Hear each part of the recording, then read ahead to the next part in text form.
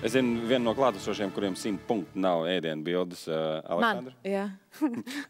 Es cerēju, ka ir. Ēdiens? Jā. Ēdiens nav. Nevar būt. Aleksandra? Man īstenībā arī nav, tāpēc, ka, kad es kaut ko postēju Facebookā, mans mērķis ir, lai pēc iespējas vairāk cilvēku to ieraudzītu un lai būtu kaut kāda rezonanse.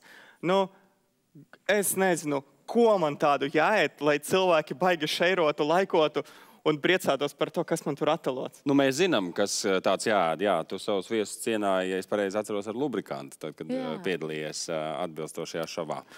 Jā, tas bija fantastiski. Tā kā vienīgais, kāpēc mēs varam teikt, ka tavā profilā nav ēdienu bildes, tāpēc, ka lubrikants nav ēdams. Lubrikants ir ēdams. Pirms mēs to visu nofilmējam, mēs ļoti rūpīgi izlasām instrukciju un saturu tam lubrikantam, lai nebūtu tā, ka kāds saindēs. Un izrādās, ka lubrikantu var ar lielo karoti ēst un daudz. Tāpēc, ka attiecīgā darbība viņš tiek mutē liela daudz. Mīļie skatītāji un skatītājas, lūdzu nekad nemēģinām to darīt mājās.